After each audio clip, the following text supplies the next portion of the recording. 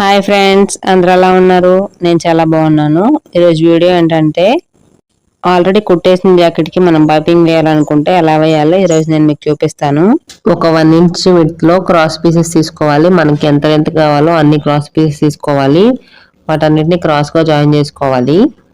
మనం ఇప్పుడు జాకెట్కి goat వేసుకోవాలన్నా neck piece దగ్గర మనం క్రాస్ పీసే యూస్ చేయాలి. స్ట్రైట్ పీస్ యూస్ చేయకూడదు. స్ట్రైట్ పీస్ యూస్ చేస్తే మనకి నెక్ దగ్గర పట్టేసినట్టుగా ఉండి ఫినిషింగ్ కూడా నీట్గా ఉండదు. ఇప్పుడు మనం తీసుకున్న క్రాస్ పీస్ ఉంది కదా, 1 ఇంచ్ విడ్త్లో తీసుకున్నాం. దాన్ని 1/2 ఇంచ్గా ఫోల్డ్ చేసేసి దాని మీద 1/4 ఇంచ్ స్టిచ్ వేసుకోవాలి. దాన్ని లూప్ టర్నర్తో రివర్స్ చేసుకుంటే మనకి ఫినిషింగ్ నీట్గా ఉంటుంది. మనం జాకెట్కి గోటు వేసుకున్న దానికి దారాలు ఊడిపోకుండా నీట్గా ఉంటాయి అన్నమాట. సేఫ్టీ పిన్ హెల్ప్ తీసుకొని ఇప్పుడు మనం దానిలోకి పైపింగ్ థ్రెడ్ని ఎక్కించాలి.